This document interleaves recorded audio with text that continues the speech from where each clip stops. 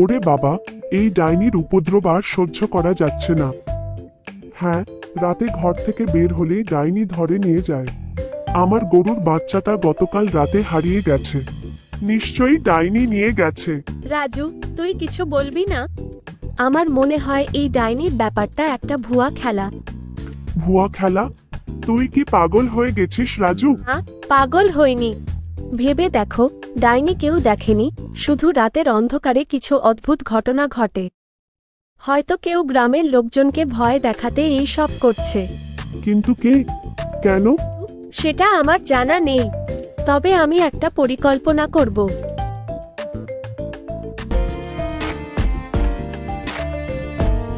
তুই কি করবি রাজু? আমি আজ রাতে ডাইনির মুখোমুখি হব। পাগল, তুই কি করবি ডাইনির সাথে? ভয় পেলে চলবে না রামু। গ্রামের মানুষকে হলে আমাকে কিছু না কিছু করতে হবে। ঠিক আছে, তবে আমিও তোর সাথে যাব। না রামু, তুই যাবি না। তুই গ্রামে থেকে সবাইকে সাবধান করে দিস। জঙ্গলের মধ্য দিয়ে হেঁটে যাচ্ছে। হঠাৎ সে লক্ষ্য করে পেছনে থেকে একটা ভয়ঙ্কর শব্দ আসছে। সে দ্রুত ঘুরে দাঁড়ায় এবং দেখে একটা ভয়ঙ্কর চেহারার ডাইনি তার দিকে ঝাঁপিয়ে পড়ছে। আমার এলাকায় কেন এসেছিস? আমি এই জঙ্গলের মধ্য দিয়ে যাচ্ছিলাম। তুমি কে? আমাকে কেন জিজ্ঞাসা করছো? এই জঙ্গল আমার। এখানে কেউ আমার অনুমতি ছাড়া ঢুকতে পারে না। তুই মরতে চাস? রাজু, ভয় পায় না। আমি মরতে ভয় পাই না। তুমি যদি আমাকে মেরে ফেলতে চাও তাহলে মেরে ফেলো, কিন্তু আমি এখান থেকে এক পাও সরব না। ডাইনি রাজুর কাছে এসে হাত বাড়িয়ে তাকে ধরতে চায়। তুই খুব সাহসী, তবে আমি তোকে ছাড়ব না। রাজু দ্রুত তার পকেট থেকে একটি গ্যাস লাইটার বের করে। সে লাইটারটি জ্বালিয়ে ডাইনির মুখের সামনে ধরে দেয়। আগুন দেখে ভয় পাস? তুই যদি আমাকে ছুঁয়ে দেখিস তাহলে তোকে এই আগুন দিয়ে পুড়িয়ে ছাই করে ফেলবো। ডাইনি আগুনের আলো দেখে ভয় চিৎকার করে ওঠে। সে দ্রুত পিছিয়ে যায় এবং জঙ্গলের মধ্যে অদৃশ্য হয়ে যায়। ভালো হয়েছে, পালিয়ে গেছে। এই ডাইনিটা আসলেই ভয়ঙ্কর ছিল। রাজু হাঁপ ছেড়ে বসে, আমাকে সাবধানে থাকতে হবে। ডাইনি আবার আসতে পারে। রাজু চিন্তা ভাবনা করে কিছুক্ষণ বসে থাকে। রাজু একা ডাইনির মুখোমুখি হতে গেছে। তাকে রাজুকে সাহায্য করতে হবে। রামু, গ্রামবাসীদের উদ্দেশ্যে, রাজু একা ডাইনির সাথে লড়াই করছে। আমাদের তাকে সাহায্য করতে হবে।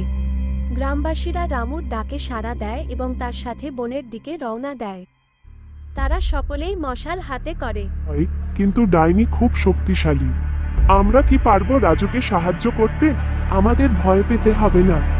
আমরা সকলে মিলে রাজুকে সাহায্য করলে ডাইনিকে হারিয়ে দিতে পারবো।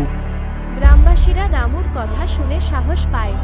তারা দ্রুত বনের দিকে এগিয়ে যায়। কিছুক্ষণ পর তারা রাজুকে একটি গাছের তলায় বসে থাকতে দেখে। তার হাতে একটি আগুনের জ্বলন্ত টুকরো রয়েছে। রাজু, তুমি কি ঠিক আছো? হ্যাঁ রামু, আমি ঠিক আছি। ডাইনি পালিয়ে গেছে। দারুণ, তুমি ডাইনিকে হারিয়ে দিয়েছ। না, আমি একা ডাইনিকে হারাতে পারিনি। তোমাদের সাহায্যের জন্যই আমি ডাইনিকে ভয় দেখাতে পেরেছি। গ্রামবাসীরা রাজুকে জড়িয়ে ধরে। তারা সকলেই খুশি যে রাজু ডাইনিকে হারিয়ে দিয়েছে।